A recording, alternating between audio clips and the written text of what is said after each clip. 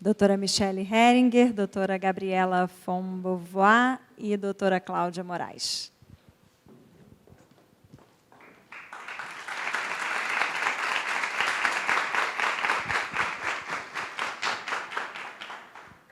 Sem mais delongas, eu vou passar a palavra para a doutora Michele. Ela é especialista em gestão de prevenção e gerenciamento ao assédio e à discriminação no trabalho, advogada, servidora pública, chefe da assessoria de apoio aos julgamentos da Controladoria Geral do Distrito Federal, membro titular da Comissão Especial de Combate e Prevenção ao Assédio na Administração Pública do Distrito Federal e membro titular da Comissão de Ética da Controladoria Geral do Distrito Federal. Obrigada. Boa tarde a todos, a todas. É uma honra. Cumprimento aqui o doutor Rafael, a doutora Nathalie. Agradeço o retorno à Procuradoria. Foi uma honra receber o convite. Fiz um ajuste na agenda só para estar aqui novamente, porque eu tenho visto que o trabalho da comissão realmente tem sido efetivo. E ano passado tive a oportunidade de estar aqui em junho, e sair daqui muito feliz e vendo que vocês continuam trabalhando, né, essa questão de gênero e a própria Procuradoria também mudando seus conceitos, ampliando e trazendo reflexões importantes para o nosso dia a dia, no cotidiano do trabalho. Cumprimento aqui as palestrantes. É uma honra estar dividindo esse espaço com vocês. Fico muito feliz, nesse mês dedicado aí à luta das mulheres, estar aqui partilhando com mulheres que têm vivências tão significativas no dia a dia, no cotidiano. A gente estava conversando um pouquinho antes e realmente me tocou bastante, e eu acho que é isso, a gente precisa enfrentar. O assédio ele é algo que é real, ele tem acontecido, não é nada novo, mas a gente tem visto as repercussões que têm sido aí apontadas pela mídia, nas últimas noticiadas, né, os últimos escândalos que a gente teve, e isso cada vez mais tem sido uma crescente. Mas ainda é muito cultural, ainda há muito que se avançar, ainda há muito que se trabalhar. E hoje a doutora Nathalie pediu que eu falasse um pouco do assédio sexual no espaço de trabalho, que é um assunto muito delicado, que a gente realmente tem contato com muitas pessoas vítimas de assédio sexual, que sequer percebem que estão passando por isso no momento das investidas, daquelas brincadeiras despretensiosas, muitas vezes veladas, muitas vezes vindo de colegas de trabalho extremamente bem aceitos por todos, aquela pessoa casada, que tem foto em cima da mesa, mas que, quando passa num corredor, acaba apalpando a colega, acaba encostando, acaba falando aqui ao pé do ouvido, ou fazendo piadas que trazem constrangimento. Então, com relação ao assédio, tudo aquilo que traz um constrangimento é assédio dentro do ambiente de trabalho.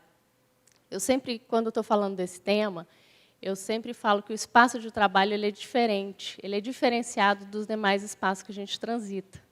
Por isso, ele tem essa necessidade de ser protegido, essa necessidade de ser assegurado um ambiente saudável, inclusivo e seguro. Porque esse ambiente ele é um ambiente em que todas as pessoas que estão ali, de alguma forma, estão relacionadas com uma questão do poder, do empoderamento, muitas vezes do agressor. Mas a gente tem, dentro do assédio moral, inclusive, entre pares também. Mas o assédio sexual, a gente sabe que as mulheres, isso é estatístico, né, elas sofrem 3 vezes mais assédio sexual do que os homens. E desse número, uma faixa de 90% não denunciam. E a grande fala que muitas vezes chegam para nós, especialistas, estudiosos desse assunto, até que ponto a minha palavra vai ser levada em consideração? Até que ponto eu posso falar sem ter uma prova de que aquilo efetivamente aconteceu? Eu não gravei, eu não tenho nada que possa comprovar, mas eu sei o que eu passei.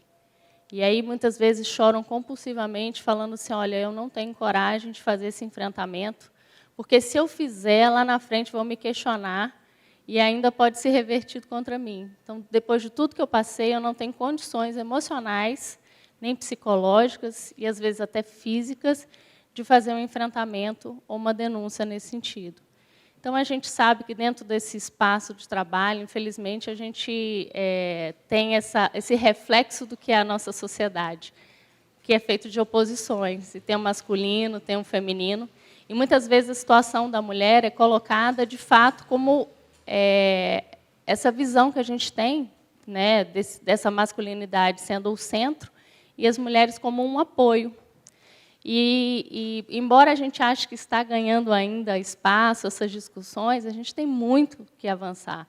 Porque, muitas vezes, as mulheres são colocadas em cargos de gestão, mas elas são controladas por homens também.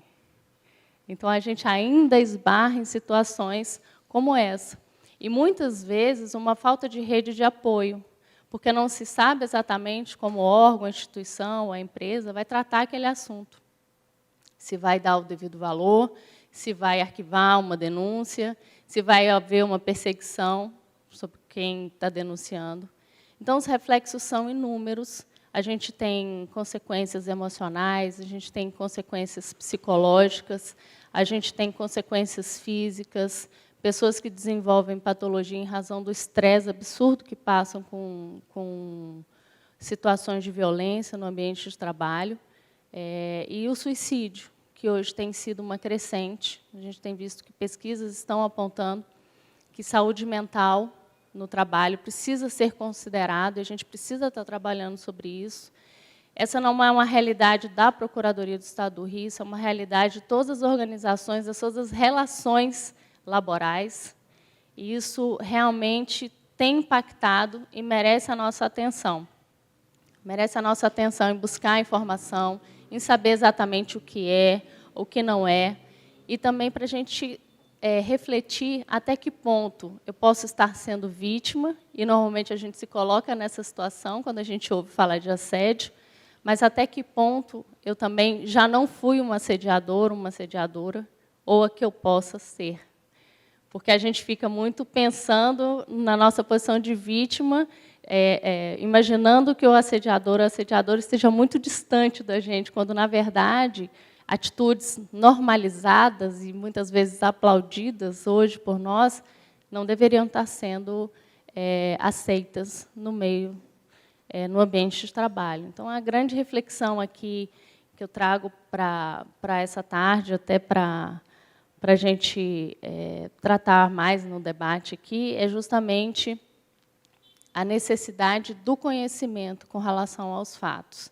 Então, paqueras, convites, toques indesejados, tudo aquilo que constrange alguém, que vai além do que ela está trazendo ali como permissivo e tolerado, a partir daquele momento ali, se tiver um avanço, a gente está, sim, diante de uma situação de assédio sexual. Isso acontece de uma forma muito velada, a gente tem inúmeros relatos aqui, a gente tem muitas situações também já registradas em pesquisas, em que estagiários, estagiárias, pessoas em situações de vulnerabilidade, menor aprendiz, funcionários, né, da Fundação de Amparo ao Preso, por exemplo, lá no DF, a gente tem vários casos registrados, pessoas que ficam se perguntando, e se eu faço uma denúncia, quem é que mesmo vai acreditar no que eu estou falando, trazendo como uma verdade? Eu sou só uma estagiária, eu sou só um estagiário.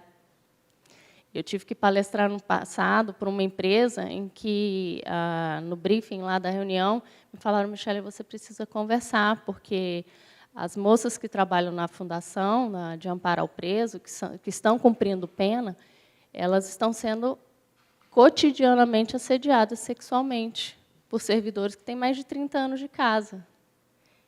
E como que uma pessoa dessa tem condições de registrar uma denúncia, ainda que seja anônima? Porque uma hora a gente vai ter que levantar e apurar os fatos. E quem é que tem coragem de identificar uma denúncia como essa? Então, essa é uma realidade que faz parte, aí, infelizmente, do nosso quadro. Mas eu tenho visto muitas organizações, muitos órgãos públicos muitas empresas também na iniciativa privada trazendo luz para essa questão, porque não adianta, como eu infelizmente ouvi de um gestor ano passado, não quero palestra com esse tema aqui para não achar que isso está acontecendo aqui dentro. É um completo absurdo, porque isso é uma realidade das relações de trabalho. Né? São realidades em que você tem inserido ali pessoas de diversas culturas. E a gente precisa entender que, por mais que a gente respeite as diferenças, a gente precisa saber, na verdade, lidar com elas. Então, o que para mim pode não ser algo valoroso ou que me constranja, para o outro pode ser. Então, a gente precisa ter esse cuidado com o outro, precisa ter essa responsabilidade. Chefes precisam também observar como é que está sendo e se dando a dinâmica dentro do seu ambiente de trabalho. Então, dentro dessa realidade, a gente tem pessoas sofrendo muito. Algumas conseguem superar, conseguem ter o seu apoio emocional, um apoio familiar. Outras perdem casamento em razão de denúncias de assédio, porque imagina você chegar em casa e falar que foi vítima de assédio. Já vi maridos, e a pessoa relatando isso em processos disciplinares, dizendo o seguinte: meu marido falou que em algum momento, dei a entender que ele tinha liberdade para fazer isso.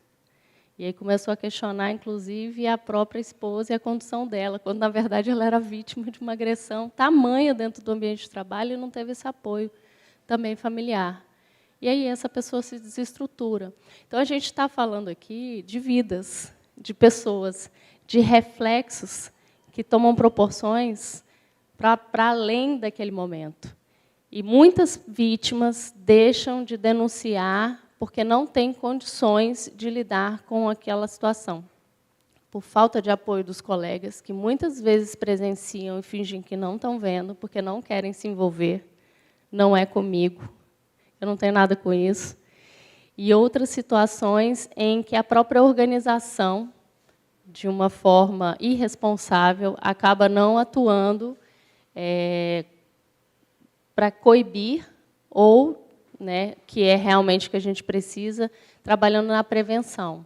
Então, é um assunto muito delicado, realmente precisa ser debatido, ser trazido, ser discutido. Parabéns à comissão, cada vez mais estimula esse tipo de discussão dentro da Procuradoria, mas eu acho que é uma responsabilidade não só da alta gestão, dos gestores, mas é uma responsabilidade de todos nós, enquanto servidores, procurarmos entender mais sobre esse tema, procurarmos participar dos treinamentos. Lá no Distrito Federal, a gente tem um curso EAD, e é curioso, porque a gente fez ele com formato de 12 horas. Só que, para entrar no adicional de qualificação, a gente precisa ter 20 horas. E aí as pessoas não fazem o curso porque ele não é de 20, ele é de 12. E eu fico pensando, mas isso é para você, é para o seu dia a dia. É para você crescer e para você entender e para você não ser vítima de assédio, também não ser uma assediadora ou uma assediadora. Então, vai para muito mais além do que a gente está só procurando uma titulação de quantas horas eu capacitei, mas eu entender qual é a dinâmica, qual é a minha responsabilidade com o meu colega, como essas questões interpessoais podem interferir na nossa vida como um todo. Porque a gente não consegue separar os espaços que a gente convive e transita. A gente não consegue chegar no trabalho, muitas vezes, com um problema familiar, um problema de casa, e aquilo não tem impacto na nossa vida. E o inverso também é assim. A gente leva para a vida. E aí a gente vê pais e mães extremamente violentos dentro de casa, sem paciência, com depressão, e isso tem um impacto familiar. Então, assim, é devastador o que se acontece. E a gente ainda tem uma justiça que se pauta nesse machismo, e que tem esse preconceito, muitas vezes, com a fala da vítima, em especial no assédio sexual, no maior número que a gente tem, que é de mulheres. Pesquisas mostram que mais de 52% das mulheres já sofreram assédio sexual. Isso é muito grave, a gente está falando de um número muito alto. Mas, imaginando que a gente tem entre 80% e 90% de subnotificação, a gente ainda tem muita coisa embaixo do tapete para tratar. Então, fica essa reflexão sobre questões como essa, sobre a nossa responsabilidade diante de situações que a gente identifique também, para que a gente possa oferecer apoio, porque muitos casos que já vieram me narrar, algumas pessoas falaram, eu denunciei, porque os meus colegas de trabalho falaram, vá lá, que eu estou contigo. Ajudaram na captura de imagem, ajudaram ali, dando o apoio emocional que a pessoa precisava e testemunhando em processos disciplinares, que a gente sabe que precisa, né, da ampla defesa contraditória, então a gente precisa de um devido processo para apurar, mas quando você tem ainda essa questão da prova, que é um espinho no assédio, que é muito difícil de ser provado, a gente tem que realmente levar em consideração que a palavra da vítima, nesse caso, da violência, desse tipo de violência, né, o assédio sexual, o peso da palavra da vítima é muito maior. Então, fica aqui o meu registro de que todos nós precisamos realmente trabalhar e focar para que essa realidade mude. E, ao invés de a gente estar trabalhando ali na corregedoria, né, na apuração dos processos, a gente possa estar pensando nos próximos eventos, em como a gente vai trabalhar cada vez mais, intensificar para a prevenção, porque depois que isso acontece, os efeitos muitas vezes são devastadores e a gente realmente tem muita dificuldade em reestruturar e acolher essas vítimas. Tá certo? Obrigada, viu?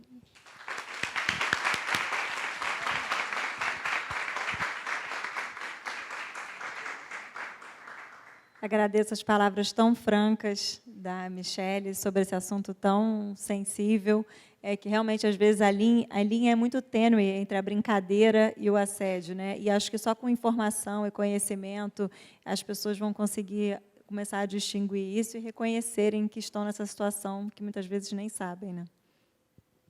Bom, então eu passo a palavra para a Gabriela von Beauvoir, delegada de polícia, diretora do Departamento-Geral de Polícia de Atendimento à Mulher da Secretaria de Polícia Civil do Estado do Rio de Janeiro, coordenando as 14 delegacias de atendimento à mulher do Estado, mestranda em Ciências Sociais na UERJ, especialização em Gênero e Direito da EMERGE, MBA em Gestão de Segurança Pública pela FGV, especialização em Curso Superior de Polícia Integrado do Governo do Estado, especialização em Direito da Administração Pública da UF. Coisa pra caramba, né? Até eu assustei, eu falei, nossa, eu tenho isso tudo mesmo. Boa tarde a todas e a todos. Como foi falado, eu sou delegada de polícia. Mês que vem estou completando 21 anos na Polícia Civil, e a grande maioria da minha história é no combate à violência contra a mulher.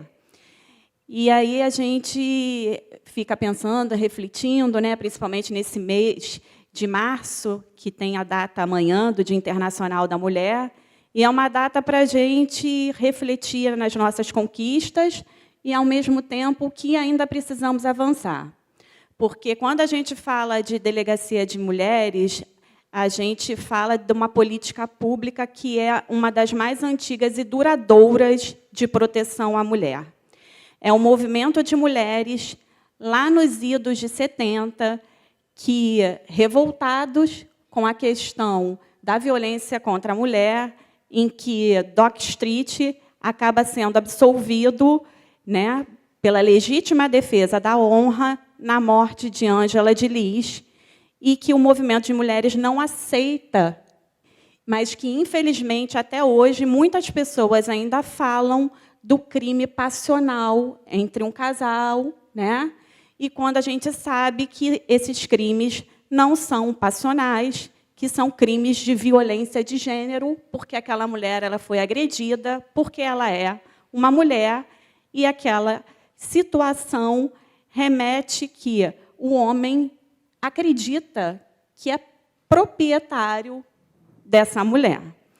Então, em 1985, é criada a primeira delegacia de mulheres em São Paulo.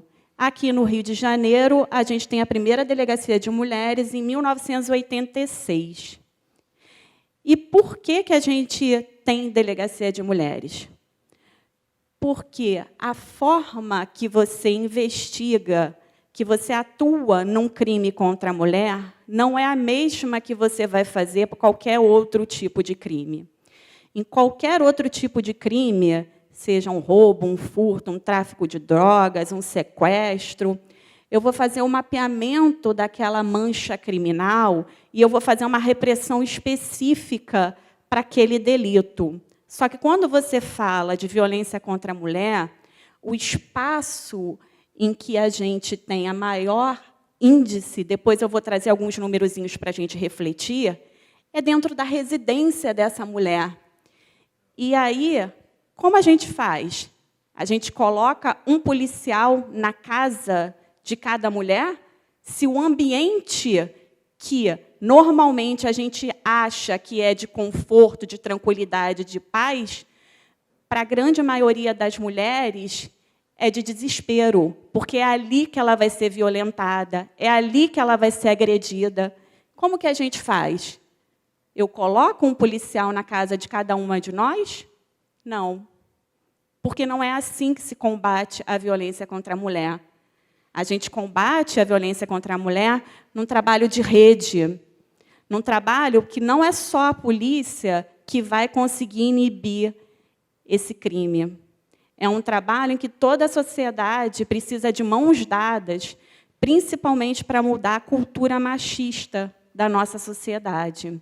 Então, a gente vai ter que dialogar na questão da educação, a gente vai ter que dialogar na questão da área da saúde, porque essas mulheres que são violentadas, elas têm problemas psicológicos e psiquiátricos gravíssimos. E não é porque elas têm problemas que elas são agredidas, é o contrário. A agressão é que as deixou doentes. Então, eu vou precisar da saúde, eu vou precisar da assistência social, eu vou precisar de empregabilidade para essa mulher, porque, muitas vezes, as mulheres não conseguem romper o ciclo da violência porque elas dependem economicamente daquele homem. Como fazer? E, às vezes, não é a dependência só financeira, é a dependência emocional. Então, é uma gama de situações que você precisa trabalhar. E isso está nas mãos de todos nós. Então, por isso, a necessidade de uma delegacia especializada no atendimento à mulher. No estado do Rio de Janeiro, nós temos 14 DEANs. 3 aqui na capital, 4 na Baixada, 5 no interior, uma em Niterói e uma em São Gonçalo. Sabemos que não iremos conseguir colocar DEANs em todos os municípios, porque não tem viabilidade financeira e também de servidores. E aí foi pensado numa outra metodologia para que nós possamos conseguir fazer esse tipo de atendimento diferenciado e esse tipo de investigação diferenciada, que são os núcleos integrados de atendimento à mulher. Esses NIANs, eles são instalados em delegacias, que nós chamamos de delegacias distritais, e integram o trabalho da polícia com o Tribunal de Justiça e o município. É assinado um termo de cooperação entre esses 3 entes para que eles possam ofertar àquela mulher um tratamento diferenciado dentro da delegacia. Por quê? Porque aquele policial ele vai ser capacitado para que ele saiba a forma dele proceder no atendimento, no acolhimento, que isso é muito importante. Porque a mulher, ao romper o ciclo de violência e chegar ao balcão de uma delegacia, ela precisa ser acolhida. Então, o policial civil ele não pode virar para a gente e falar: mas eu não sou psicólogo.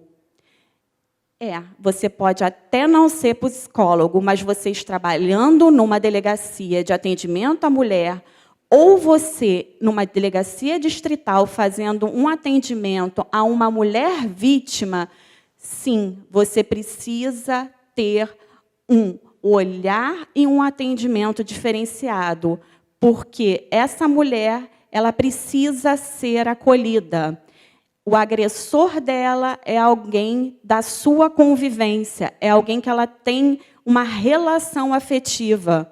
Quando você vai fazer um registro de ocorrência de um furto de celular, você rapidamente vai falar como foi a dinâmica, qual era o modelo do seu celular, em qual local, em qual horário você teve o seu bem furtado.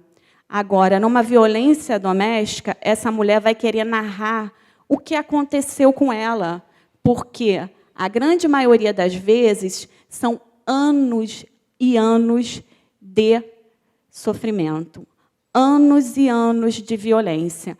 Ah, mas é porque essa mulher gosta? Ela gosta de apanhar, né? Por isso que ela fica nessa relação? Não. Ela não gosta de apanhar. Ninguém gosta de apanhar, ninguém gosta de sofrer, ninguém gosta de ser humilhado. É porque ali, efetivamente, existe uma coisa que nós, seres humanos, temos, que é sentimento. Naquela relação tem sentimento. Aquela mulher, ela teve a idealização, seja de um casamento, de um companheiro, tem sentimento envolvido. E como é que você admite para você mesma que você está sendo agredido pelaquela pessoa que você ama? Por um parente seu. Porque, às vezes, a violência de gênero ela acontece de um pai para a filha. Imagine como é isso.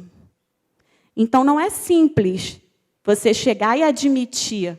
Muitas vezes, a mulher, da mesma forma do assédio, doutora, em que nós, às vezes, não conseguimos entender que estamos sendo assediadas ou que estamos assediando, a violência doméstica também é assim. Muitas vezes, a mulher sequer entende que ela é vítima de violência e que está sofrendo essa violência. É complexo, é complicado. Então, por esses motivos, é que precisamos ter delegacias especializadas no atendimento à mulher, porque teremos esse olhar diferenciado, esse atendimento diferenciado. As vítimas são do gênero feminino, é um outro diferencial de uma DEAN, e o tipo de crime que nós trabalhamos. Porque a gente não trabalha com crimes patrimoniais, por exemplo. A gente trabalha com o crime com a perspectiva de gênero. Só trabalharemos o crime patrimonial se for no caso de Lei 11.340, com essa perspectiva de gênero. E aí a gente também tem um outro viés que foi importantíssimo e trazido pela Lei Maria da Penha, que é falar para nós, policiais, que nós, além de trabalharmos repressivamente, porque a Polícia Civil ela trabalha com a repressão ao crime, a Polícia Militar no aspecto preventivo. A atuação da Polícia Militar é antes do cometimento do crime, é tentando que esse crime não aconteça. E a Polícia Civil, após o cometimento do crime, a gente vai tentar apurar a autoria e a materialidade para que haja a denúncia. Então, esse trabalho, Polícia Civil, Polícia Militar. Quando vem a Lei da Maria da Penha, a própria lei nos fala, não, Polícia Civil, você vai trabalhar também com a prevenção, você vai trabalhar nos dois aspectos, porque é assim que a gente trabalha no combate à violência contra a mulher. E aí, no aspecto preventivo, é isso que nós estamos fazendo agora. É nós debatermos, é nós pensarmos, irmos em escolas, irmos em universidades, rodas de conversa, em todos os lugares que nós pudermos falar sobre o que é uma violência contra a mulher, a gente já está trabalhando o aspecto preventivo do crime. E aí, eu vou trazer aqui alguns números, como eu havia prometido, para a gente refletir um pouquinho sobre essa violência contra a mulher, que são os números do dossiê Mulher de 2021, com o ano base de 2020. Amanhã será lançado o dossiê Mulher de 2022, com o ano base de 2021. Então, já vai ser até bom, porque eu vou trazer dados hoje. Hoje vai estar atualizado, amanhã já vai estar tudo desatualizado, e vocês vão ser obrigadas a me convidar para eu vir aqui de novo para a gente debater. Tá? Eu já fiz isso estrategicamente. Eu falei assim, eu vou levar os dados, vou dizer que eu estou arrasando, que é dado atual, mas amanhã já vai ser desatualizado. Mas aí a gente volta aqui para conversar mais. Então, mas os números são alarmantes, tá? 2020 foram 110.684 mulheres vítimas de violência contra a mulher no estado do Rio de Janeiro. Desse quantitativo, 27.537 foram atendidas nas DEANs. Então, com 14 delegacias, nós conseguimos atender quase 25% de todas essas mulheres vítimas. O recorte racial nos demonstra que, apesar, porque isso também é importante a gente falar, a violência contra a mulher é a violência mais democrática que existe. Ela não tem preconceito, porque a violência contra a mulher atinge a todos nós, independente da raça, do credo, da condição financeira, de posição social, não interessa. Todas nós, mulheres, somos passíveis de serem vítimas de violência. E aí, só que a gente não pode fazer um pensamento desse sem fazer um recorte transversal. E quando a gente faz esse recorte e a gente vê a raça, infelizmente, as mulheres negras, elas são 52,6% das mulheres violentadas. O local do fato, como eu tinha falado, estão em assustadores 60,9% do local da violência contra a mulher. Em 2020, foram 78 mulheres vítimas de feminicídio. Como eu estou falando, esses dados são de 2020. Amanhã, quando forem lançados os dados de 2021, serão, infelizmente, mais assustadores. Esses números vão estar maiores no dossiê Mulher de Amanhã. Agora, dessas 78 vítimas de feminicídio, apenas 14 mulheres tinham o RO anterior contra o seu agressor. Ou seja, apenas 18% das mulheres que foram vítimas de feminicídio tiveram posso falar coragem? Não sei se eu posso falar coragem, força, de quebrar o ciclo da violência e procurar uma delegacia policial. E dessas 14, só 9 tinham medidas protetivas deferidas. Então, são números que nos fazem refletir. Primeiro, o que eu posso tirar de bom, porque a gente sempre tenta tirar alguma coisa de bom de números tão assustadores e alarmantes. O que eu posso tirar de bom é que o trabalho das delegacias da mulher é um trabalho efetivo, que traz uma resposta. As mulheres confiam no trabalho da DEAN, porque se quase 25% das mulheres procuraram uma DEAN, nós só temos 14 delegacias de mulheres do estado do Rio de Janeiro contra quase 140 e poucas das outras distritais. Então, olha a diferença de quantitativo de delegacia para as DEANs conseguirem atender 25% dessa mulher. Então, algo de positivo eu tiro que a DEAN, como eu falei, é uma política pública realmente antiga, duradoura, eficaz e forte. Isso eu posso tirar de positivo. E o outro dado que a gente consegue tirar daqui de positivo é que, efetivamente, o registro de ocorrência ele previne de um feminicídio. Isso eu posso tirar. Então, a gente também precisa desmistificar a questão de que se eu procurar uma delegacia, ele vai ficar com mais raiva de mim. Eu vou atiçar esse meu agressor. Não, não vai.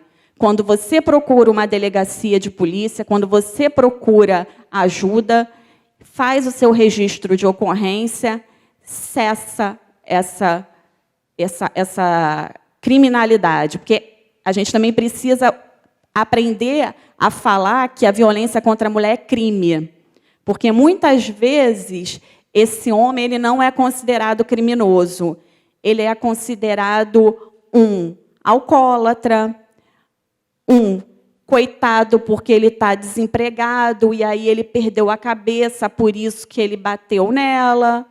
Ah, mas ele está desempregado, ele bebe, mas ele é um bom pai. Não é assim que a gente ouve? E aí a gente não entende a sociedade que esse homem ele é um criminoso, porque violência contra a mulher é crime.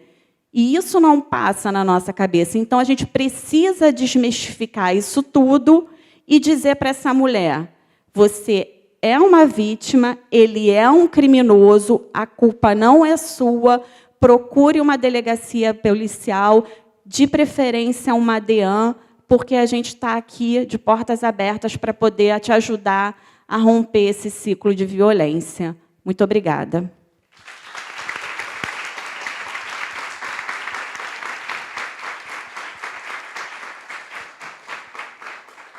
Agradeço a doutora Gabriela, não só pelas palavras, mas pelo trabalho brilhante que vem sendo desenvolvido pelas delegacias, que são realmente importantíssimos para a repressão desses crimes, mas que, realmente, enquanto não tiver uma mudança cultural, uma mudança de base, que vai começar nas escolas, de que existe uma rede de apoio, de que toda a sociedade vai tomar conta dessa situação, essa situação não vai mudar.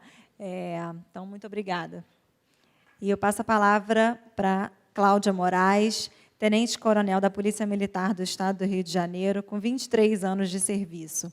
Ela é mestre em Ciências Sociais pela UERJ, graduada em Ciências Sociais pela Universidade do Rio de Janeiro, pós-graduada em Liderança e Gestão pelo Centro de Liderança Pública de São Paulo, pós-graduada em Gênero e Direito pela EMERGE, pós-graduada em Segurança Pública pela Universidade Cândido Mendes, atualmente é chefe do Escritório de Programas de Prevenção da Polícia Militar e coordenadora estadual do programa Patrulha Maria da Penha, Guardiões da Vida. Também me assustei também. Então, ele vai colocar a apresentação. Bom, boa tarde a todas e a todos. Gostaria de iniciar agradecendo por mais essa oportunidade. É a minha segunda vez, não é, com a PGE. A primeira foi nos tempos pandêmicos, não é? Então a gente fez uma participação numa live. Foi muito interessante. Tive feedback, mas nada como a gente está aqui, né, num espaço como esse, vacinados, podendo, não é isso, compartilhar, porque por mais que a gente tenha aproveitado as oportunidades que nós tínhamos naquele momento, nada vai superar o olho no olho, não é? A gente está aqui nesse ambiente aqui, então isso é esse calor que é fundamental. Então eu queria agradecer por essa oportunidade, parabenizar a iniciativa. Eu não sei o que eu tenho para falar depois dessas mulheres, mas vamos tentar, não é? E dizer que uma iniciativa como essa, de abordar temas tão profundos, é muito importante. Por mais espaços como esse, dentro da administração pública, dentro do serviço público, para que nós possamos falar. Porque, muitas das vezes, a gente trabalha com isso, passa por nós, aqui volta e meia vem documento de corte interamericana, documento da administração, e a gente responde, mas, às vezes, a gente vai no automático, não é? E a gente, às vezes, não tem oportunidade como essa. Então, eu vou falar de pé, porque eu trouxe uma pequena apresentação. Então, o meu tema, não é, dentro dessa proposta do seminário, não é a ideia de nós falarmos sobre violência contra a mulher. Gabi já falou muito bem do lugar, né, dela, né, da Polícia Civil. E nós, quando a gente fala de atuação em rede, às vezes parece um elemento muito abstrato, mas a rede são pessoas. Quando a gente fala de serviço público, a gente fala, às vezes, em abstrato, não é? E, às vezes, esse servidor público, não é? Daquele ideário lá do Nelson Rodrigues, não é isso? Do paletó na cadeira, que não trabalha. Não é? Poxa, a gente não trabalha, é verdade que a gente trabalha muito, a gente trabalha muito, a gente estuda muito, e para fazer uma entrega de qualidade para a população. Porque quando a gente escolhe essa profissão, e aí aquela questão, nós fizemos um concurso, ninguém foi bater na nossa porta para nos convidar, nós nos colocamos aqui. Não é? Então, isso é muito importante, a gente percebe isso dentro das carreiras públicas, pessoas muito qualificadas, pessoas muito investidas, não é? Desse espírito público, que é fundamental para que a gente atue nessa área, e que, às vezes, não tem a devida valorização. Então, eu acho que é importante momentos como esse. E, assim, quando a gente fala de violência contra a mulher, e aí eu queria dizer como é importante termos homens aqui com a gente hoje. Porque, durante muito tempo, né, Gabi, toda vez no mês de março, a gente vai falar sobre a questão da mulher, sobre violência contra a mulher, sobre os desafios da mulher, mas os homens não estão ali conosco. E, durante muito tempo, eu ouvi dos homens, a gente, eu não vou lá, porque vocês vão falar mal da gente. Não, eu vou ficar envergonhado. Não, gente. Essa questão, e eu sempre digo, quando a gente fala de enfrentamento à desigualdade de gênero, quando a gente fala de enfrentamento à violência contra a mulher, o protagonismo ele é feminino. É necessário que seja feminino. Mas é fundamental que os homens estejam do nosso lado. Não é? Então, isso é muito importante. Então, primeira questão não é contra os homens.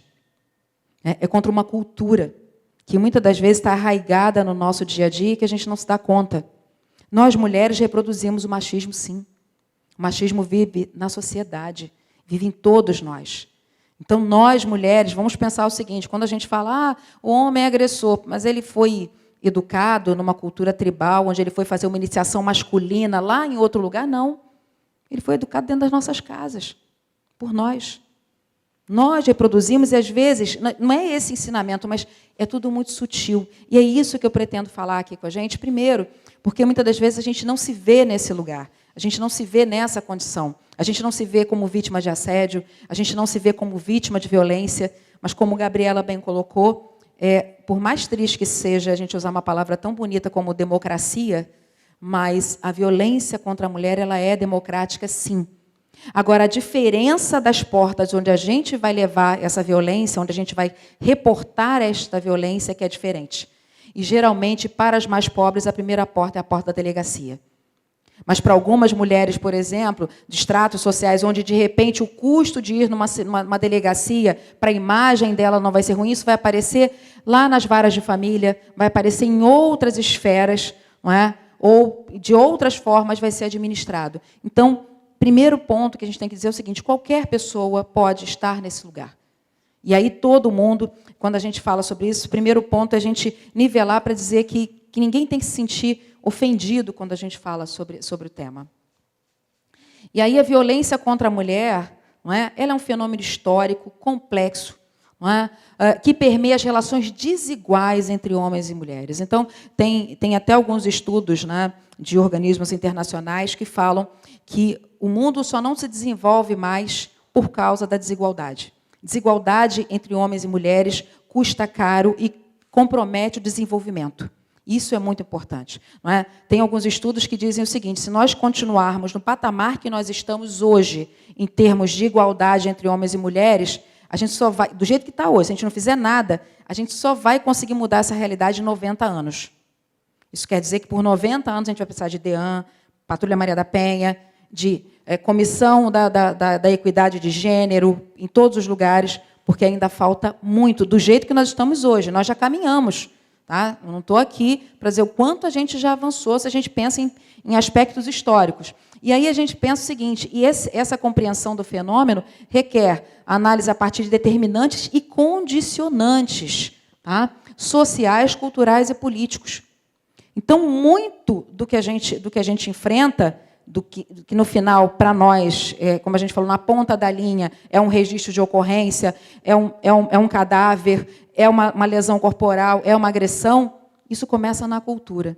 Isso começa numa permissividade que, muitas das vezes, nós sequer identificamos e está dentro dessa estrutura. Cultura, então, justificativas culturais para a violência contra a mulher. A gente está falando aqui de Brasil, mas a gente ainda tem lugares onde você tem a questão do casamento infantil. Você tem lugares onde mulheres, por exemplo, a questão do estupro coletivo, em países como a Índia, onde uma mulher não pode andar sozinha pela rua, e o pior, quando ela passa por isso, ela não pode contar, Porque se ela conta, ela não pode mais fazer o quê? Casar. Então, ela perde o valor social. Na nossa própria estrutura jurídica, aqui no Brasil mesmo, durante muito tempo, uma forma de corrigir o estupro era casando a vítima com o estuprador. Não é? Por mais que a gente possa pensar em questões românticas, olha, as famílias não podiam casar, o rapaz pobre amava a moça rica, e aí eles fugiram, e aí eles tiveram a primeira noite, e aí, a partir daquilo, já que ele tinha desonrado a moça, ele casava com ela. Não é disso que a gente está falando, não. Você imagina o que é uma mulher ser submetida a um estupro e depois ter que casar com esse ser, com esse homem, com essa pessoa que a violentou? Então, isso estava, durante muito tempo, quando a gente pensa na própria questão da evolução dos direitos da mulher. Quando a gente fala em cidadania, o que é cidadania? Quais são os valores da cidadania? Direitos civis, direitos políticos e direitos sociais. Para você ser um cidadão pleno, você tem que ter esses 3 elementos aqui. Você tem que ter a sua liberdade, você tem que ter o direito de votar e ser votado, e acesso às riquezas, não é isso? E aí, como é que a gente tem? Através do emprego. As mulheres sempre puderam trabalhar fora? As mulheres sempre puderam ter acesso ao ensino? Não. Até hoje, a gente já tem algumas escolas que não aceitam meninos e meninas estudando junto. E com uma mensalidade caríssima. Não é isso? E aí, eu já ouvi uma pessoa me dizendo o seguinte, não, é porque as meninas atrapalham os meninos, tiram a atenção dos meninos. Os nossos corpos são corpos que tiram a atenção das pessoas. Será que é isso mesmo? Durante muito tempo, e tem algumas né, a ideia das escolas mistas, durante muito tempo, meninas e meninos não podiam estudar juntos. Porque diziam o seguinte, olha, primeiro, que a menina não tinha capacidade de entender aquilo que ia ser ensinado, e o segundo, aquele corpinho ia atrapalhar o menino de pensar. Então, aí ele já começa o seguinte, o homem não controla. Não é? Ele vê um corpo, e aí vem aquela justificativa toda. Será que é isso mesmo? Não somos todos seres racionais? Então, isso tudo está na própria cultura. Quantas mulheres que passam por situação de... E aí a gente falou aqui do assédio, ou até mesmo de um estupro, e ela tem vergonha de falar sobre isso para dizer o seguinte, será que não fui eu? Será que não foi a roupa que eu estava vestindo? Será que a culpa não foi minha? E, por vezes, isso acontece quando ela vai, às vezes, fazer um registro ou chama a polícia e ela fala, mas você estava com essa roupa? Mas você estava no bar? Você estava bebendo sozinha? Vamos pensar o seguinte, um homem sozinho na rua, à noite, sair daqui agora, vou ter que sair ali para pegar um ônibus, de noite, meia-noite. Do que o homem tem medo? Tem que primeiro assumir que tem medo, que tem muito homem que não tem coragem de falar, não, eu não tenho medo. Do que o homem tem receio? Ser assaltado. Tem medo de ser morto, não tem?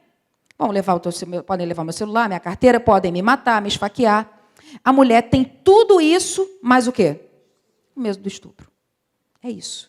A mulher, quando ela sai de casa para pegar um ônibus, quando ela vai para um lugar, ela pergunta, que roupa que eu vou vestir? Não deveria ser assim. Para pensar quantas meninas já passaram por situação de constrangimento dentro de transporte público. Eu mesma falo isso, eu já passei por isso com 13 anos de idade, indo para a escola. Escola pública, não é? E aquela coisa que tinha que subir no ônibus, o ônibus cheio, sobe em Bangu, subindo e descendo do ônibus, numa dessa, tinha um senhor na porta que tinha idade para ser meu avô. E a minha mãe sempre me ensinou que os mais velhos a gente respeita, porque e aquela coisa, uma cultura tradicional, e aquele homem passou a mão em mim, eu descendo. Qual foi a reação que eu tive? Nenhuma, eu só chorei. Eu só chorei, cheguei na escola e falei, eu não quero mais. E assim, uma família pobre, meu pai não tinha carro, não tinha ninguém para me levar. Hoje, vamos lá, como é que a gente... Muitos de nós aqui, quem tem filho, faz o seguinte, bota o filho dentro do transporte. Fica desesperado de saber que um filho vai pegar um transporte público, que a filha vai pegar um transporte público. Por quê? Porque sabe que aquele não é um ambiente seguro para ela. A gente teme pelos meninos também, teme. Mas para os meninos a gente teme por tudo aquilo, né, quando a gente tem em relação às nossas filhas, a gente tem a questão sexual. Então, quando a gente fala, e muitos homens, quando a gente fala sobre isso, eu nunca tinha pensado por esse aspecto. Eu nunca tinha me visto nesse lugar. Então, é muito importante a gente estar com os homens nesse momento para a gente falar sobre isso. E um outro ponto também, que está dentro da cultura, que é a ideia de que a violência contra a mulher, quem briga de marido e mulher, não se mete a colher. Levou muito tempo para o Estado brasileiro reconhecer que a violência contra a mulher é um problema de ordem pública, não é do mundo privado. A gente ainda tem, e a gente tem no Brasil, a Lei Maria da Penha, que é considerada a terceira, no ranking de 90 países, a lei que mais protege as mulheres, a terceira lei em termos de proteção à mulher. E a ideia de roupa suja se lava em casa. É o seguinte, ó, resolva lá com a sua família, não chame o Estado para essa conversa. E aí, por isso mesmo, durante muito tempo, a Gabriela sabe, antes da gente ter uma Lei Maria da Penha, as DEANs, elas são anteriores a uma legislação, então, você imagina como é que foi trabalhar com esse tema sem uma legislação que respaldasse. 9.099 era você bata na sua mulher e pague uma cesta básica. Era assim que terminava. E aí vamos pensar o seguinte, era horrível? Olha, era horrível, mas antes disso nem isso você tinha. Muitas delas não eram sequer ajuizadas, ficavam lá acumulando. Por ano, a gente tem, só em termos de violência doméstica, mais de 36 mil registros de lesão corporal em sede de violência doméstica. A gente está falando de alguma coisa que pesa nos processos, que acumulam. E como é que você... Durante muito tempo, as pessoas chegavam na delegacia e pediam para fazer o quê, Gabriela? Dar um susto. Era um monstro S.A. Não é isso? Não, eu quero, não vim aqui, não prende meu marido, não. E aí essa mulher também ainda tinha essa questão. Não prende meu marido, mas eu quero que ele pare. Eu quero que ele não faça mais. E aí vamos pensar, a gente sempre fala isso, que até hoje ainda tem gente que pede para a gente assustar. Tá? Então, a gente não trabalha com sustos nem assombrações. Mas é uma questão... Por que se pede isso? Não é? O que está ali por trás dessa situação? Olha, e esse ponto que ela falou, você ainda tem a questão do afeto, a gente vai falar de um outro aspecto aqui também. Violência contra a mulher é uma violação de direito humano. O Brasil é signatário de acordos internacionais. Não, a gente está falando aqui da violência contra a mulher, mas da mesma forma, em relação à população LGBTQIA+, tem vários acordos que o Brasil é signatário e que, volta e meia, quando acontece alguma coisa e você percebe a desídia do Estado brasileiro, isso volta para a gente, em algum momento passa pela PGE, não é isso, gente? Então, assim, e aí, quando a gente fala pela Convenção de Belém do Pará, ele fala que a violência, né, contra a mulher é uma forma de violação de direitos humanos que impede o exercício da cidadania feminina. A gente tem a Lei Maria da Penha e a gente tem, além de outras, a gente não vai esgotar aqui, mas uma lei que é muito importante, que é a lei que trata do feminicídio, que veio dar nome a esse último ato desta violência contra a mulher, dessa violência de gênero, muito embora o legislador tenha arriscado a palavra gênero, tenha colocado a palavra sexo, mas é uma violência em razão do gênero. E aí, os principais agressores, e aí, quando a gente fala sobre a violência contra a mulher, não é? E a gente vive numa sociedade extremamente violenta, a gente, às vezes, não se dá conta, mas, em média, no Brasil, por agressão, morrem mais de 50 mil pessoas por ano, registrados. 50 mil, é como se uma cidade inteira desaparecesse por uma pessoa matando a outra. E aí, quando a gente vai olhar nesse universo, qual é a maior parte dessas pessoas? São homens. São homens matando outros homens. Esse é o ponto. É muito quando a gente vai analisar a morte de um homem, em geral, o homem morre pela mão de outro homem. E a mulher? A mulher não morre pela mão de uma outra mulher, em sua grande maioria. Ela morre pela mão de um outro homem e de um homem não desconhecido. É de um homem conhecido, dentro da sua casa, na presença dos seus familiares. É esse o contexto da morte das mulheres. E aí temos, inclusive na violência doméstica, a morte em vida. Porque tem alguns homens que, para atingir as mulheres, matam seus filhos, para manter essa mulher morta em vida. Porque você imagina o que é para uma mulher saber que o seu filho morreu, né? Que aquela pessoa, para atingi-la, em vez de matar, matou o filho para deixar essa mulher como sem alma. Porque você imagina o que é para uma mãe perder um filho numa condição como essa. E o requinte, às vezes, chega nesse ponto. E aí, quando a gente fala da importância da gente tratar isso como um tema público, é porque é muito difícil. Gabriela bem colocou, a violência contra a mulher ela acontece dentro de casa, com vítimas reconhecidas, autores que se conhecem. Quando a gente está falando de um criminoso que conhece essa mulher só no olhar, que sabe os passos dela, que sabe como atingi-la psicologicamente, fisicamente, emocionalmente. Não é? Quando a gente fala desse aspecto aqui, e quando a gente está falando dessa violência, é uma violência de repetição. A maior parte das mulheres que nos procuram, por isso que é tão importante a gente falar, fazer palestra, fazer campanha, não é chover no molhado, a gente precisa falar para que, quando essa mulher chegue, no primeiro momento, a primeira identificação de um relacionamento abusivo, ou ela tem a força para dizer, olha, desse jeito não dá para ficar, ou ela interrompe, cessa esse relacionamento antes que a situação piore. Porque, muitas das vezes, quando essa mulher chega na delegacia ou chega para mim, ela tem uma história de violência São anos, vários episódios, e que vão se agravando com o tempo. Isso é que é. E por vezes, não, foi só isso, ele só gritou comigo. Depois ele só me empurrou. Não, ele só quebrou meu dente, mas consertou. Ele só arrancou, uma coisa que é muito comum, ele só arrancou o meu mega ré. Porque é aquela coisa, né? Tem muitos homens que têm essa lógica, às vezes, do provedor. Eu paguei para botar, então eu vou pegar e vou arrancar. E tem mulheres que chegam com situação de escalpo na cabeça, porque quando coloca o cabelo, ele prende no bulbo e arranca. Mulheres com buracos na cabeça que não vai nascer mais cabelo. E toda vez, eu peguei uma situação como essa, toda a briga que ela tinha, a primeira coisa que ele ia fazer, ia lá e puxava o cabelo dela. Então, assim, e esse tipo de situação, ela só puxou meu cabelo. Não, isso é violência. Isso é o quê? Repetido. Repetido, repetido, repetido. A maior parte, violência sexual, a maior parte da violência sexual acontece dentro de casa, com meninas. Não é isso? E essas violências são o quê? Sísifo. Não é aquele sujeito que arrumou um problema lá com os deuses gregos e recebeu uma condenação que ele tinha que empurrar uma pedra no alto de um morro. Quando chegava de noite, a pedra rolava. No dia seguinte, ele empurrava a pedra rolava de volta, não é isso? O que é isso, gente? Isso aí é a louça na pia. É para sempre. É a roupa no cesto. É para sempre. Mas aí que está. Sísifo é a mulher? Será que a gente não pode dividir? Quando a gente faz isso, a gente harmoniza muito mais a nossa casa. Não é? Acho que eu estou voltando aqui. Vou passar mais rapidamente aqui. Bom, quando a gente fala de violência contra a mulher, por que as mulheres não saem dessa situação? Porque existe um ciclo da violência. E, para romper esse ciclo, muitas das vezes, essa mulher precisa de apoio e de compreensão, e não de julgamento. Quem aqui, de repente, já passou por alguma situação, conhece alguém e falou, olha, eu ajudei, eu falei, e uma semana depois ela voltou para esse cara. Eu não vou mais falar com ela. Não, não faça isso. Não desista dela, porque ela está exatamente no ciclo da violência. Não é?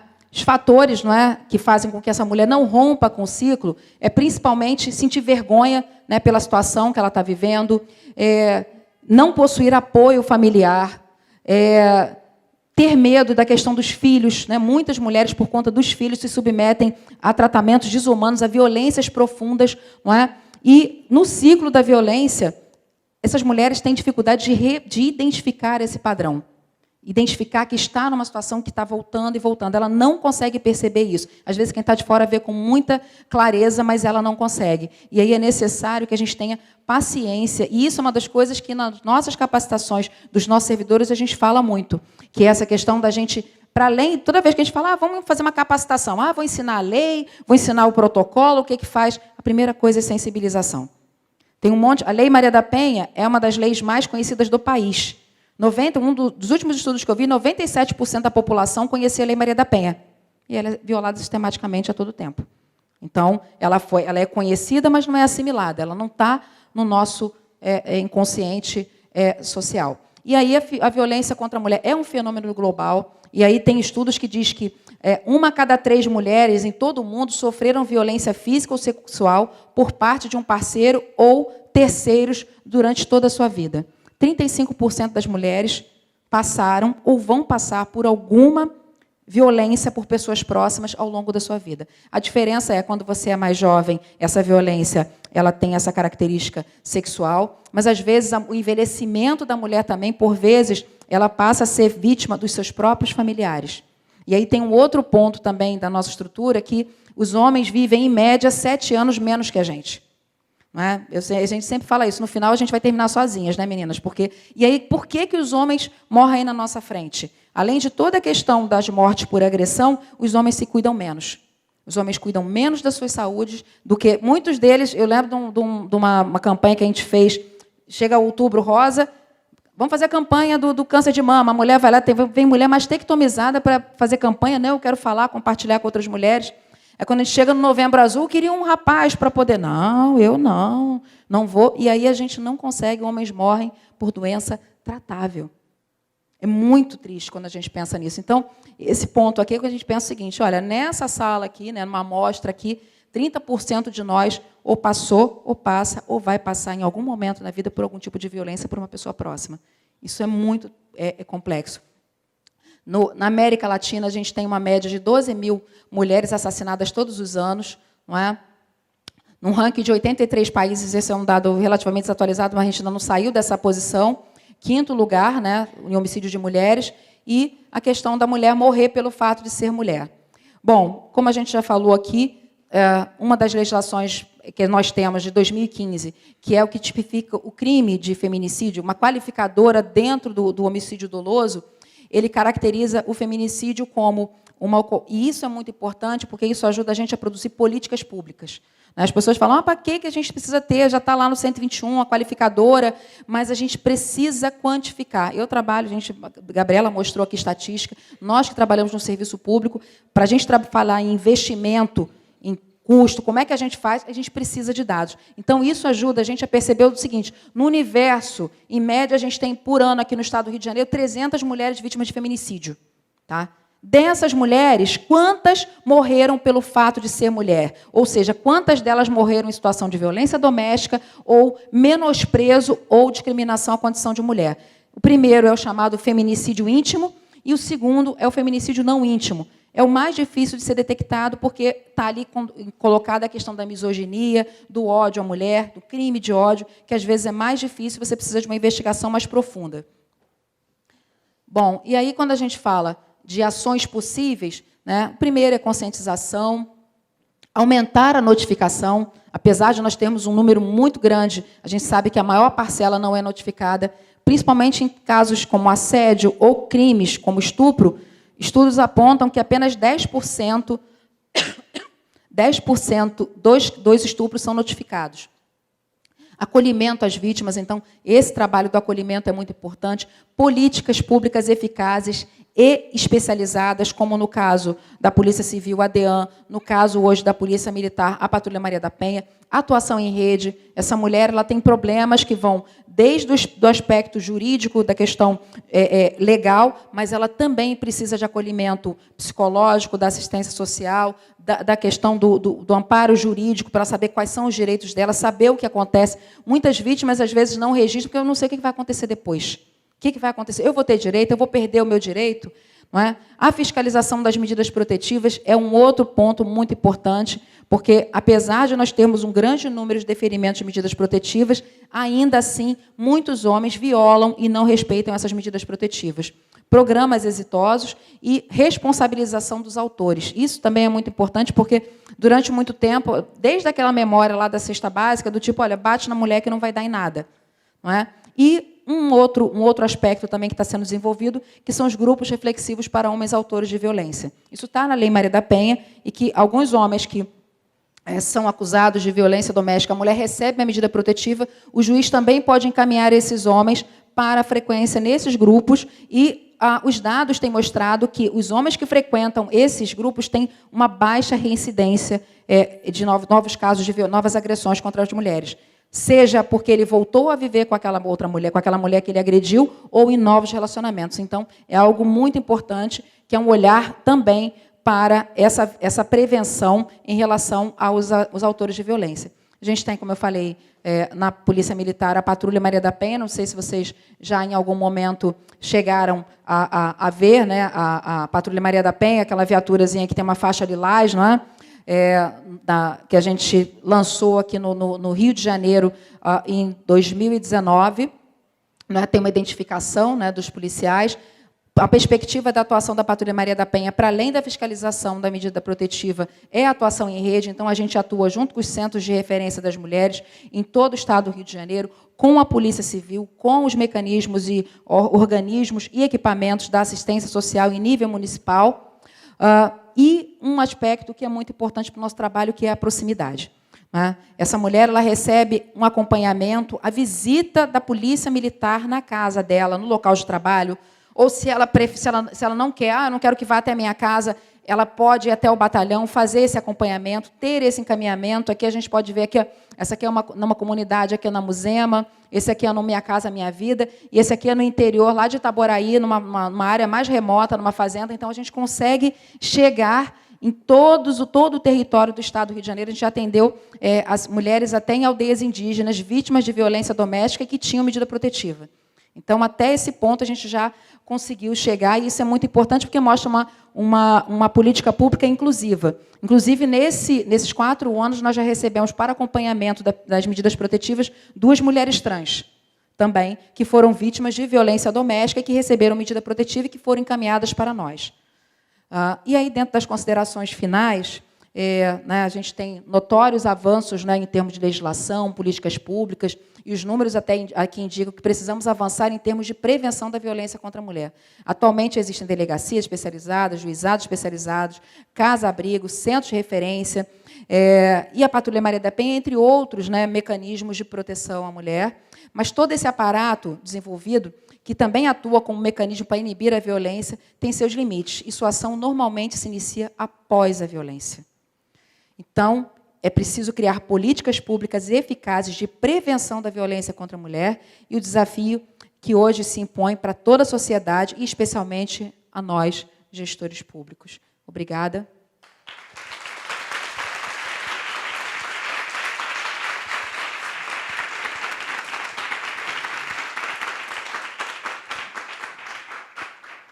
Muito obrigada, Cláudia, por trazer aqui um plano mais prático dessa discussão, da gente saber que isso está no nosso dia a dia e que a gente tenha conseguido aqui nesse evento plantar uma sementinha, não só para as mulheres terem força ou coragem para quebrar o ciclo, quanto para prevenir, para saber cortar uma situação logo no início, como também para os homens entenderem que comportamentos que já foram tolerados por muito tempo não serão mais tolerados. E sobre a situação que você falou dessa violência mais sutil e das pessoas numa situação de mais poder, eu presenciei aqui na PGE, até falei com a Nathalie que eu gostaria de compartilhar. Eu estive numa reunião com a procuradora-chefe da especializada em que eu trabalho e um procurador de núcleo, que hierarquicamente é abaixo dela. Nós estávamos nessa reunião, a reunião foi agendada em nome dela, ela conduziu a reunião, éramos só nós três e esse servidor da secretaria, e cada vez que ela falava, ele respondia olhando para o único homem da sala, além dele. Então, ela perguntava, ele respondia olhando para o outro. Isso, assim, feriu ela de uma forma muito grave. Ela saiu da reunião, ela não conseguia nem dizer sobre o que ela tinha sido a reunião, de tão angustiante que foi essa situação. E ela tinha uma situação hierárquica alta. Então, assim, acho que não é uma situação exclusiva de pessoas que não têm um lugar de fala, Então, eu queria, principalmente em nome das servidoras, agradecer a Nathalie e a Fernanda por esse evento. Eu acho que, cada vez mais, a gente tem que discutir, a gente tem que colocar as coisas na mesa de forma clara, de forma objetiva, para que isso não fique velado e para que todo mundo possa discutir isso de forma aberta e franca, isso seja um assunto de todo mundo, não só das mulheres. Não sei se alguém quer fazer alguma pergunta.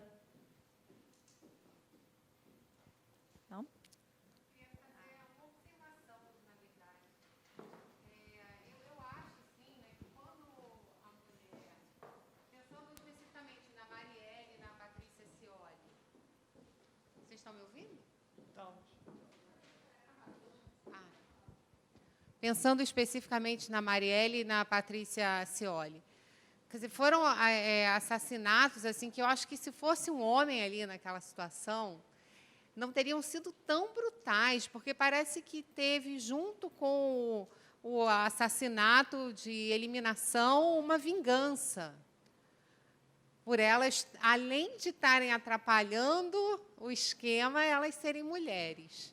Então, eu queria saber como é que vocês, que estão aí na linha de frente, como é que vocês lidam com isso, porque imagino que a pressão deve ser grande também,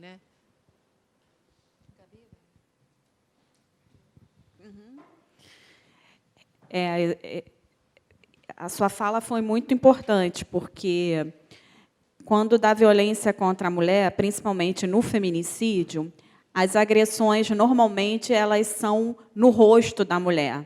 Então, você vê aquela raiva daquela mulher ter, normalmente, terminado o relacionamento, ter posto um fim, ter dito que não queria mais, e aquele homem desconta tudo e vai e agride para poder deixar deformada, deixá-la de uma situação que demonstre todo aquele ódio por ela.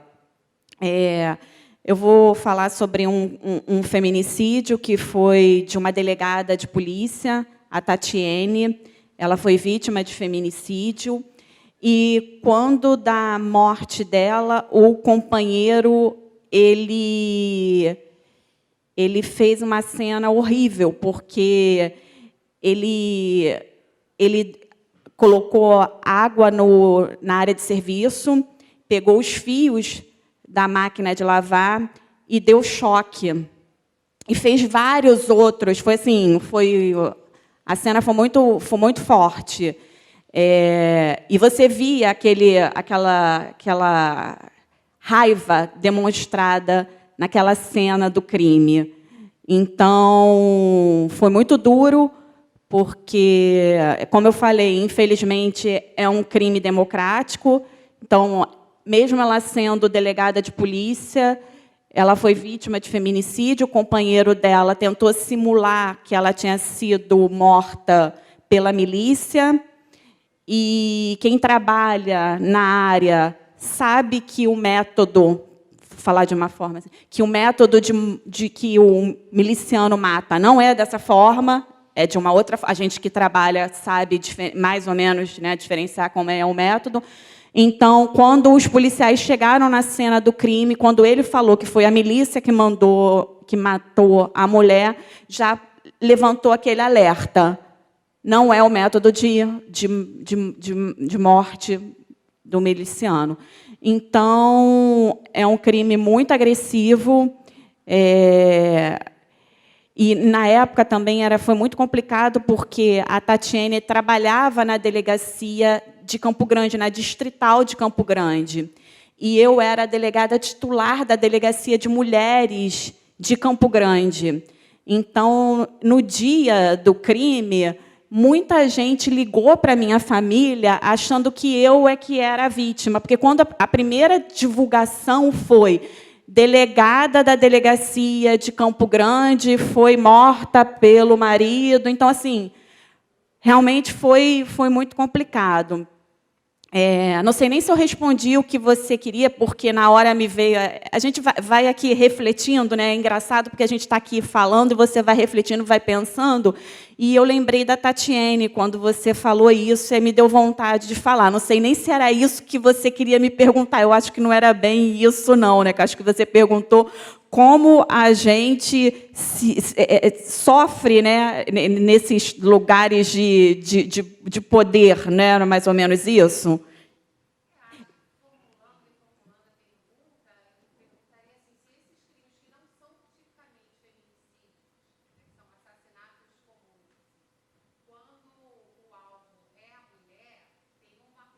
Tem. Então eu respondia. Tem, né? Então, tem sim, é isso mesmo.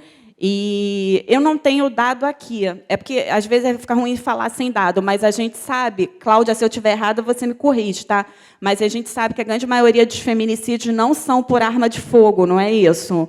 A grande maioria dos feminicídios são por armas brancas, muito faca.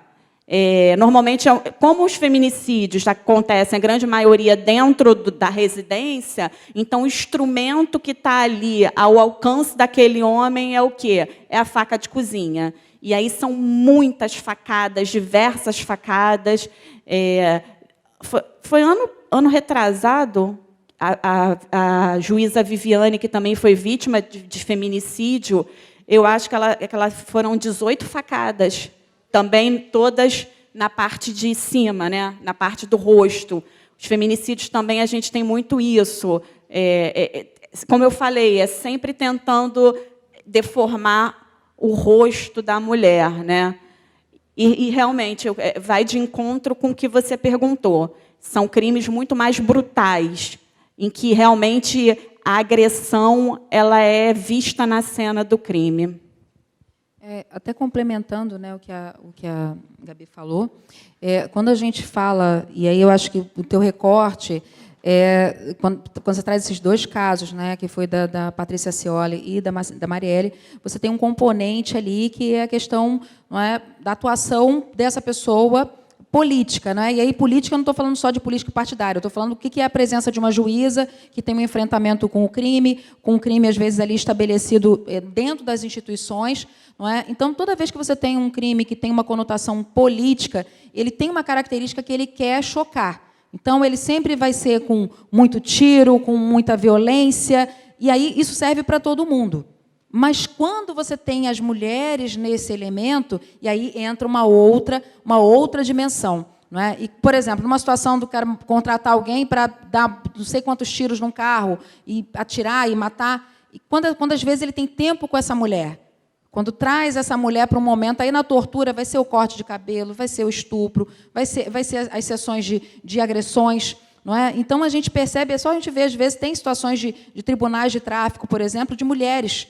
Não é? E como é que essas mulheres sofrem antes? A primeira coisa é cabeça raspada, é agressão, é pedir perdão, é se autoflagelar, dizendo, eu quero pedir perdão para a família, e ela sendo agredida. Volta e meia a gente vê vídeos, a gente, infelizmente, na nossa área, a gente acaba, às vezes, se deparando com essas coisas horríveis, mas que a gente, né, tem pessoas que olham isso por curiosidade, mas a gente acaba entrando em contato com isso por força do dever. Mas assim, a gente percebe que tem, sim, um componente misógino quando se trata da mulher. Então, voltando para a mesma coisa que eu falei lá, por exemplo, um homem que está exposto na política, que corre o risco de ser assassinado, a mulher, além disso, de toda a violência que vai estar colocada naquele aspecto político, que quer ser exemplar e mostrar para todo mundo, né, porque é um crime que não quer ser escondido, ele quer se mostrar, ele vai ter esse componente do requinte da tortura em relação às mulheres, sim, uma misoginia e um ódio de gênero muito presente.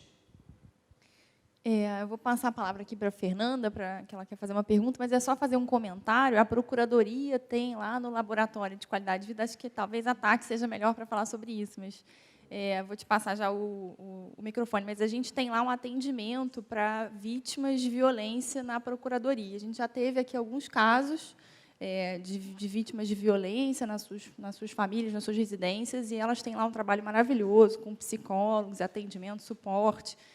Tivemos alguns casos de estagiárias, enfim, jovens, né? Então, é só para... A gente divulga, de vez em quando sai um e-mail, tem cartaz, mas é bom que todo mundo saiba que é um trabalho bonito.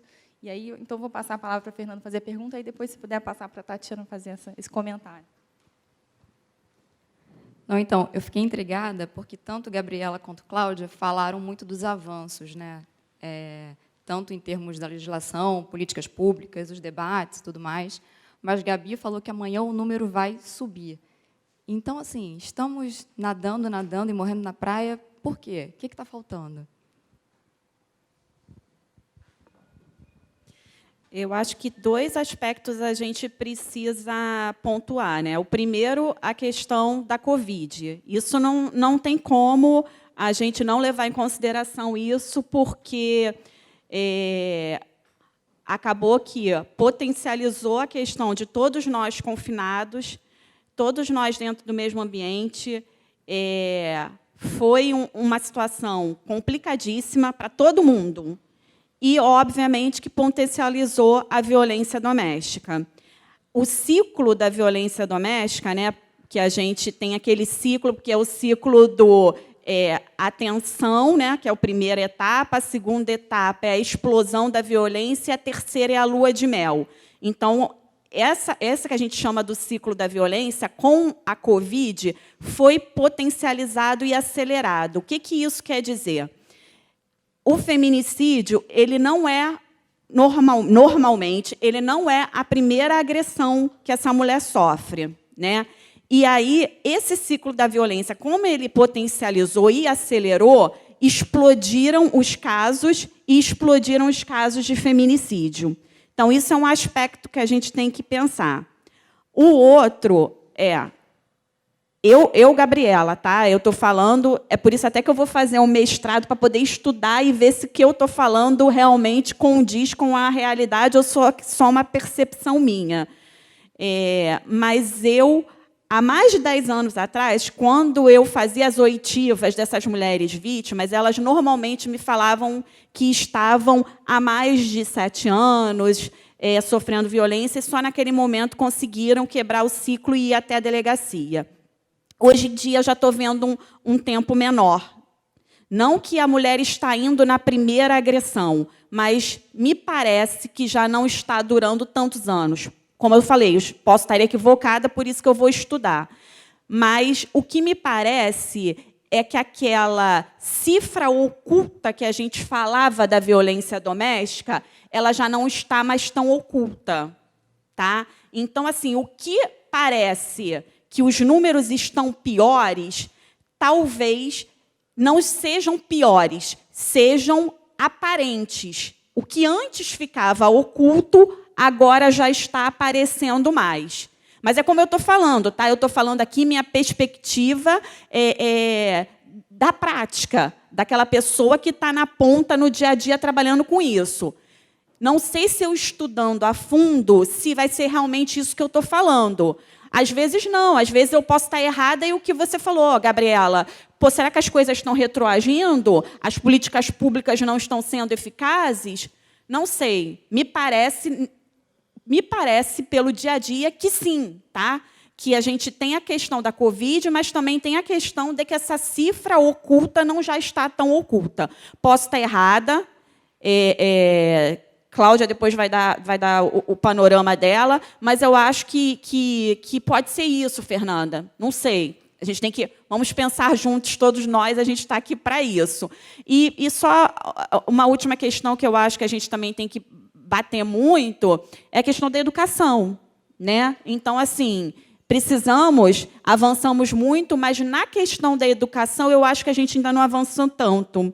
Então, esse é um ponto realmente que a gente precisa melhorar. Porque, você veja, quem vai fazer uma faculdade de Direito, a matéria de gênero, ela não é obrigatória, né, Cláudia? Ela não é obrigatória, doutora. Ela é uma eletiva. Lei Maria da Penha não é obrigatória, é eletiva. Violência de gênero é eletivo. Então, se numa faculdade de Direito a gente não estuda essas matérias, só vai estudar se a gente quiser, como é que a gente vai implementar lá na Lei Maria da Penha, que está falando que tem que ter a questão de debate de violência contra as mulheres desde a infância, lá no ensino fundamental? Se numa faculdade de Direito a gente não tem a obrigatoriedade, então eu acho que isso realmente, Fernanda, a gente ainda não evoluiu, tá? Como a Marina falou, é um ponto que tem que ser colocado mais realmente em voga e cobrar, né, das autoridades que implementem efetivamente o que está na lei. Porque está na lei, só que não está implementado. Então, eu acho que é isso, Fernanda.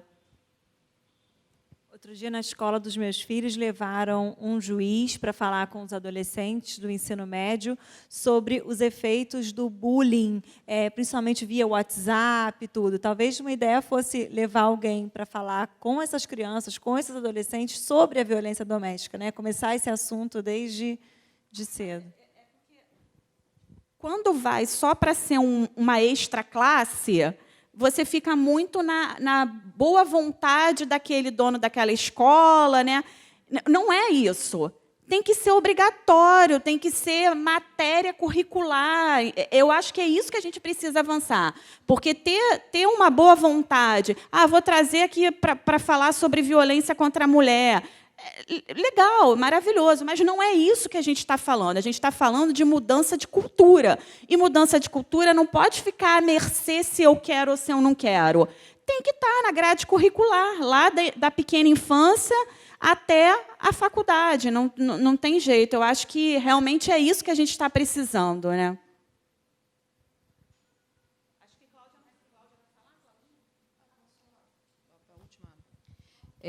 Eu acho que a sua colocação é muito importante. Eu trabalhei durante alguns anos na produção do dossiê Mulher. Né? Antes de ter esse trabalho na Polícia Militar com a Patrulha Maria da Penha, eu já trabalhava com estatística, com dados, não é, da violência. E, assim, desde 2000, meu primeiro ano na coordenação do dossiê Mulher foi em 2010. Fiquei 8 anos produzindo esses dados e era aquela coisa seguinte, a gente está empilhando casos, violência contra a mulher, e todo ano a gente ficava com aquela análise do elevador, subiu 10%, desceu 10%, aumentou, e a gente sempre, e assim, eu sempre costumo dizer que o o indicador para a gente saber, não é? O mais próximo para a gente saber se a violência contra a mulher está ou não está aumentando é o homicídio. O homicídio de mulheres, o feminicídio, que é a violência extrema. Porque uma lesão corporal, a mulher pode ou não pode registrar, uma ameaça, a violência, né? O primeiro empurrão, ela não vai registrar. Então, a gente não existe, quando a gente fala da violência contra a mulher, você tem aqui um iceberg, que você está vendo a pontinha, não é? E aqui embaixo tem um monte de coisa que a gente não enxerga. Então, primeiro ponto é esse. Mas eu, analisando, e aí eu acho que a gente tem, e eu concordo com a Gabriela também, mas eu acho que a gente precisa de estudos mais robustos sobre isso, mas o efeito da pandemia ela represou muito isso. A gente teve aqui um momento de pandemia, quase 2 anos, eu já perdi até a noção do tempo, porque foi um negócio tão violento para a gente, dessas mulheres dentro de casa, com esses homens, sem conseguir, por mais que se colocasse registro online, ela não conseguia sair, ela não conseguia... muitas situações aconteceram dentro de casa e foram estourar algum tempo depois nesses feminicídios. Então, a gente pode estar diante aí de um passivo, mas aí tem um outro ponto também. Uma coisa que a gente tem visto é o seguinte, a gente tem falado muito sobre isso. Essa pauta do enfrentamento à violência, do empoderamento feminino, ela está muito em voga. E toda vez que isso acontece, o outro lado, aquele que não quer, reage. Então, você tem reações, é só ver quem viu a história do Red Pill.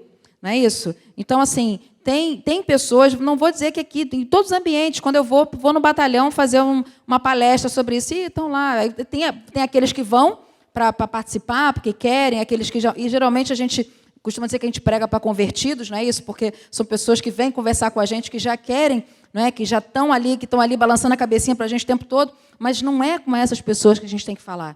A gente tem que falar com quem acha que é mimimi, que é palhaçada, que não tem nada a ver, que é exagero.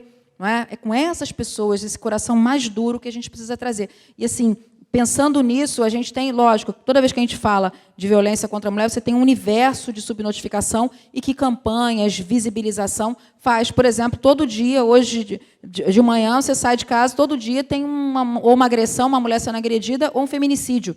E uma história de um feminicídio sendo contado. Isso vai fazer com que algumas mulheres despertem. Isso pode acontecer comigo também. Pô, a história dela é igual à minha. Porque as histórias são idênticas, independente da classe social dessa mulher. A história é a mesma. Então, assim, só muda o cenário. Né? Se você está numa cobertura ou se você está num barraco, numa favela sem luz, sem água, mas o enredo é o mesmo.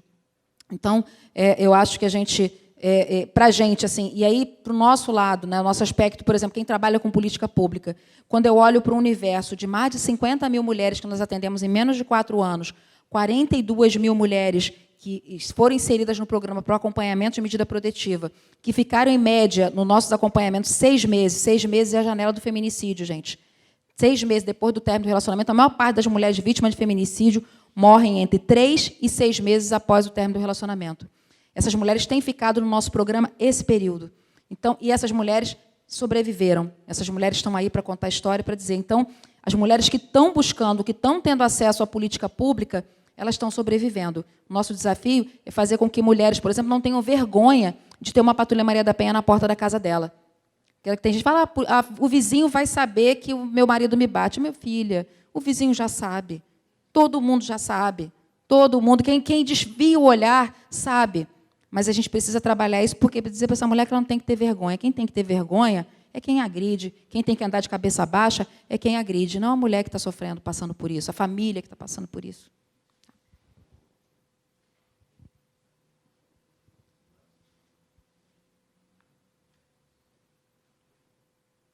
Olá, boa tarde. No momento que eu estava me preparando para pedir a palavra, para poder fazer 2 comentários, tive a surpresa, feliz surpresa de poder divulgar aqui as ações que o LAB tem feito. Sendo breve, a gente, hoje, o RH, pela Secretaria de Gestão, com o apoio do gabinete, nós temos uma estrutura de uma psicóloga que agora vai ficar full-time, voltada para a PGE, e que surgiu como uma necessidade, porque, ao longo do ano de 2022, nós começamos fazendo atendimentos pontuais, essa psicóloga começou a fazer atendimentos emergenciais, e, ainda que sem uma divulgação institucional, só violência doméstica, nós tivemos mais ou menos uns 5 casos, em vários níveis sociais. Então, a violência doméstica é uma verdade, é uma realidade que está em todos os níveis sociais, porque as pessoas, às vezes, ligam muito à imagem daquela pessoa que está ali numa situação de vulnerabilidade, e não é. E, então, todos aqueles que tiverem notícia de algum servidor, servidora, procuradora, estagiária, residente, terceirizada, que esteja numa situação de risco, vou botar aqui, fica mais fácil, né? Fiquem à vontade e devem buscar o RH. Nós temos hoje essa estrutura montada. E um dos comentários que eu ia fazer dizia a respeito a isso, porque há alguns anos atrás, teve uma briga de casal num prédio ao lado. E eu e uma outra vizinha, vendo aquilo, a gente começou a gritar, vou chamar a polícia, vou chamar a polícia. E a polícia veio e, efetivamente, a coisa, né, foi contida ali. E, nessa ocasião, a gente foi super recriminada, eu e essa vizinha, amigas, com aquela velha frase de, gente, não se mete. Briga de marido e mulher, ninguém se mete. A mulher estava apanhando. Depois, conversando com a síndica, querendo saber, né, fofocar, saber qual foi o desenrolo da história lá da portaria, ela veio contar, olha, a mulher esteve aqui tentando descobrir quem foi que gritou na hora, porque ela disse que salvou a vida dela.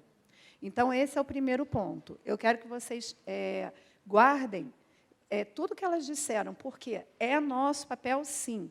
A gente não vai se colocar em risco, mas a gente pode ajudar, às vezes, com um grito. Eu já chamei a polícia.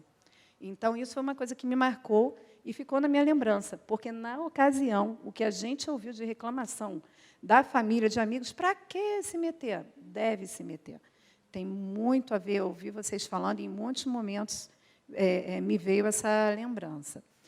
A segunda coisa que eu ia comentar, o outro comentário, dizer a respeito, nessa palestra online do Lab, que a Cláudia participou, tinha umas 30 pessoas presentes no ao vivo. Depois teve uma repercussão muito boa nas redes sociais, muita gente ouvindo a palestra. Mas, tempos depois, uma dessas pessoas que estavam assistindo, que assistiu à palestra, veio falar que, pela primeira vez, ela se identificou e percebeu que o que ela estava passando em casa era assédio. E era um assédio grave, e aquilo ali, ela depois foi para a terapia, enfim, depois eu nem sei o final da história, mas ela veio fazer esse comentário.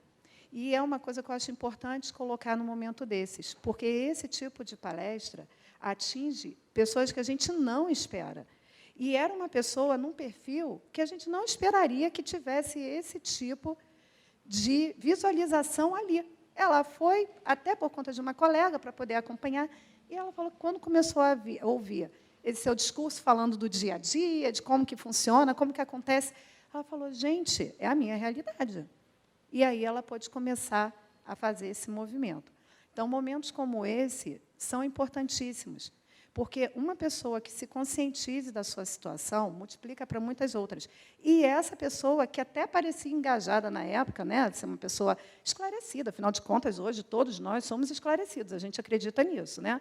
Somos super esclarecidos. E só quando a gente se aproxima dessas temáticas que a gente vê que não sabe nada. Eu sou uma dessas.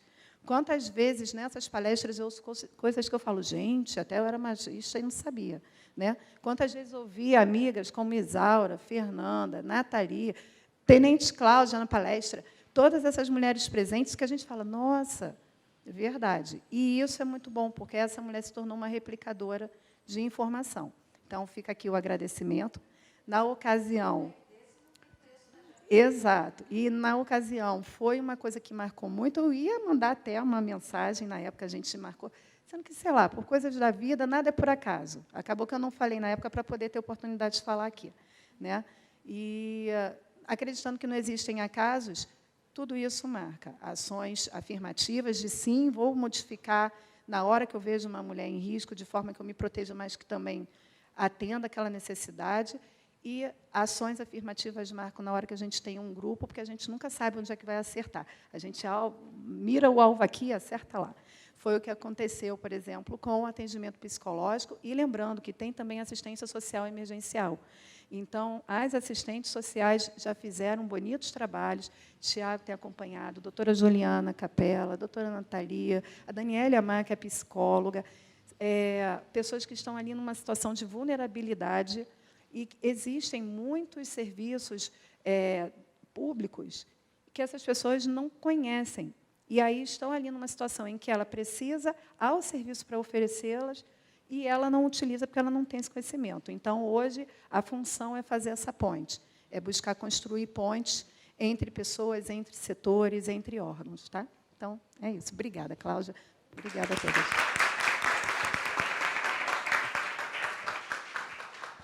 Obrigada a todos. Uma boa noite.